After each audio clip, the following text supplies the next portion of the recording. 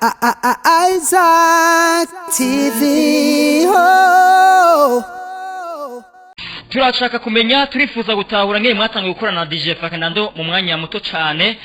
Byagenze gute kugira ngo mutangiye gukorana na DJ Fernando, mwatanguranye gute ryari? Bon, c'était 2019. Non, twatangura carrière yo mugwi. Amani baza ko twamenya ni Gitega, twariho na isanzwe nanje nkunda kuba ndi umwanya munini. Ego mu ncamake nivyo. Yes, niko imeze. Hari kibazo abantu benshi bamaze imisi bibaza mu bica ku maradiyo bigaca ku ma réseaux sociaux ndetse no mu bandi bantu basanzwe batandukanye bakurikirana umuziki hafi, mbega turabona ko habaye cyo novuga itandukana hagati yawe na DJ Fernando, ndiko mvuga mu bikogwa, sindiko mvuga hagati yanyu mu bumwe. Mbega gushika uyu mwana isaha Melanin Boy aracari kumwe, novuga aracubatse rukristo hamwe na DJ Fernando mu ijambo rimwe? Ya nibaza ko nta kibazo kina kimwe kihari. Giye twabwira abakunzi bacu ko tugiye gutangura gukora nka solo. Nibaza ko ari bitwari turindiriye. Ku ruhande rwacu nta kibazo na kimwe kihari. Turiko turakora umuziki, twese dukunda umuziki, ikizoza twese ni wa muziki. Yes, Melanin Boy.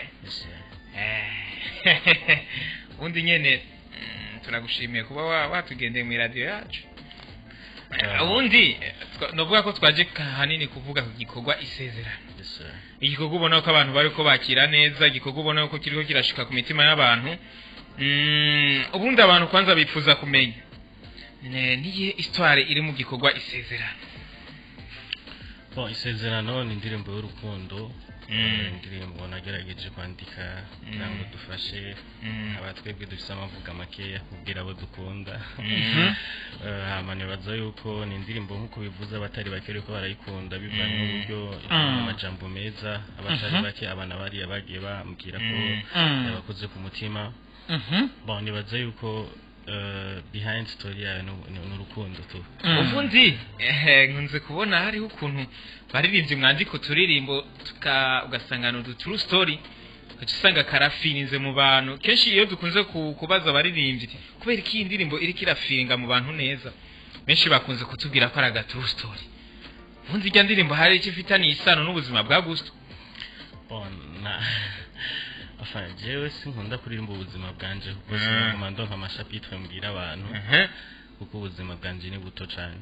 Ariko icyo navuga nuko nk'umu artiste turabikibano turabandi abantu ibyo bakeneye n'ivyahe. Ndashaka kuririmba nahukanye kandi nkiri umusore kugira ngo bifashe abandi bantu. Nibaze ko gerageza kwishira mu kibanza cy'abandi. Ya tukiri mu muziki wanyu na Fernando, twarabonye yuko igihe mutangaza yuko mwose agiye gukora ukwiwe, twarabonye ko mwaciye mugenda ku producer Ibreezy, Fernando arakora indirimbo Berisima, wowe urakora indirimbo Elena. Ariko ni mu nyuma twabonye Gusto yabandanije korana no mu producer Ibreezy indirimbo zitatu zose, ariko tubona Fernando aravuye kwa Ibreezy, izindi zibiri azikorera handi hantu kwa Joe. Nigiki cyatumye Gusto aguma kwa Ibreezy? Bon, je nibaza ko nk'umu artiste mwese abafise uko abona ibintu nuko akorana n'uriya. Ibreezy ni producteur mwiza, kuva dutangura gukorana nk'umugwi no musi dukorana je nka carrière solo, no muntu twumvikana cyane, dukorana cyane. Nibaza ko guhindura producteur biva ku artiste. Ndashaka kuvuga ati no munsi nshaka gukora ino style yuko bivanye na producteur bari mu Burundi wo ishobora n'uyu nkagenda ntaco biba bitwaye. Ariko nibaza ko muri no mwanya bivanye na style ndiko ndafocusingamo cyane, mbabona ari Ibreezy azishoboye. Wow. Melanin Boy, tukubona muri no misi Satbeat ariko arakora ibintu bikubashimisha abantu mu gufata indirimbo zimwe mu ndirimbo z'abastar bagenzi be akazikorera challenge, aho harimo n'indirimbo yawe yakoreye yabonetse ariko akora challenge.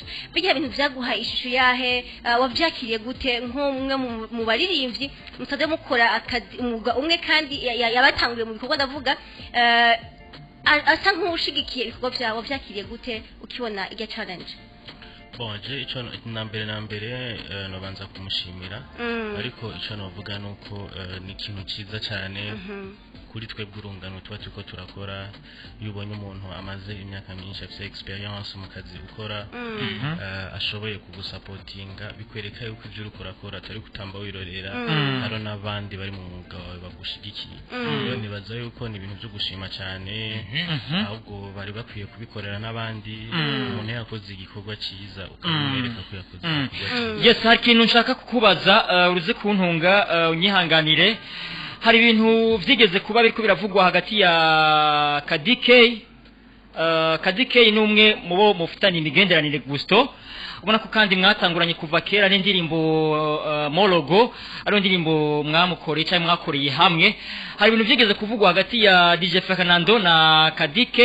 Sinshatse kubibaza wewe ariko nshaka ugire ico ubivuga ko nkuko iBreeze yabivuze kuko mwamuzinanye KDK mwarakoranye DJ Fernando mwarakoranye mwijambo rimwe kya kintu tucakire gute nakakore gute Fernando agire gute KDK agire gute. Boje ivyo ntaco mfise ndabivuga ko kubera ko yobonye abantu hari bafitanye ikibazo umenye yuko hari ikibazo ariko je ku ruhande rwanje ntaco nshima kubivuga ko kubera ko ivyo ntibindaba.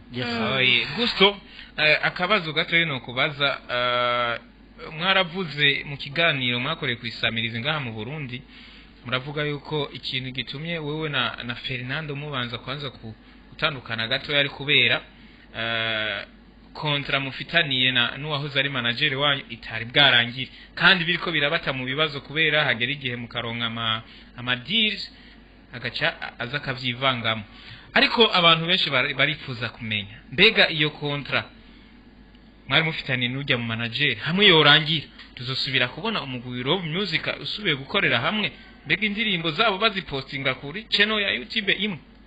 Bonje ico novuga no shikiriza abakunzi bacu abakunzi banje nikesho umwanya ni usigura ibintu mu buzima je sinigera nkunda gutanga ama promesse ariko nibaza ko nk'umugwi nanje nakunda kandi nuno munsi nanje ndifuze ko nzosubira kubona kandi n'ubu turahari kuko mu izindi project dufise n'ama collab n'abandi ba artiste twashoboye kuboneka mu nk'umugwi rero nibaza yuko nikesho y'umwanya ni twabona ko bikenewe ko twosubira gukorana nk'umugwi canke tukabandanya mu sakora ya solo zovana n'ibihe ko bizaba bimeze.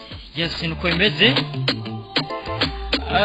nuko mutwihanganire umwanya ruko uraturega turagushimiye cyane Gusto. Ya ndabashimiye cyane babarire kandi mu musare ubundi ugiye n'akajambo ugenda bari abafana bawe kibikorwa byawe biko birategurwa byiwawe nyanya tubona ko hari igikorwa cyateguwe cyawe cyiswe twingana mutima uzoba urimwo inyuma y'ivyo bikorwa ni hoba hari ikindi gikorwa c'indirimbo kiro kirateguwa ciwawe. Ya ego kuko nono musi naraye muri studio nibaza ko ibikorwa ni byinshi kuko je ntaririmbye sifungura umva ntigeze gukora ariko gusa mbwira gatoya umaze kubona nk'umuntu mwakoranye kera kuva kera ari we Landry SP amaze kwandika kamajambo meje ariko akavuga ati naho batandukanye umuhungu Gusto umuhungu afise indero afise discipline azogera kure akavyandika kuri wowe wenyene ntashiremo Fernando wavyakiriye gute? Jewe ico nakunda cyane nivyo byo kuguma bibizanamwo ukacuvugana ariko nyene uvuze urabizi ko Landry SP bari umuntu mwavanye kure ariko ico novuga Landry SP nk'umuntu adukurikirana nk'umuntu akurikirana umuziki nawe afise impamvu yashikirije biki.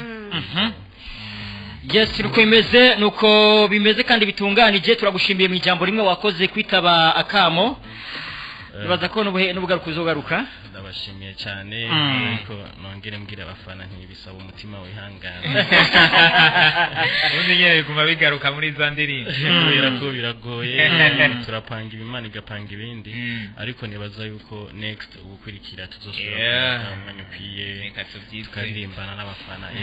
Yes, reka nsabe amasegonda nk'atanu gusa utugirire akapera k'indirimbo yawe bisaba umutima wihangana umutima wihangana 5 secondes 10 secondes ngo bisaba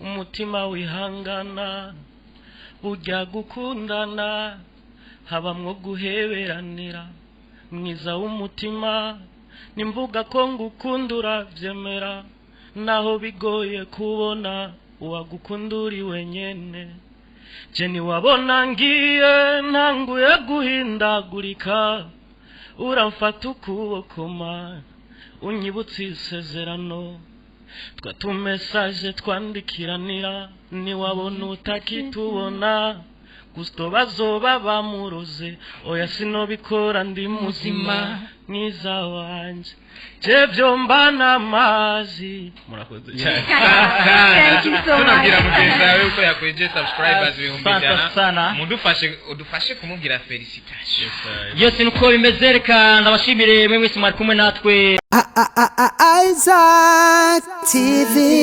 Oh.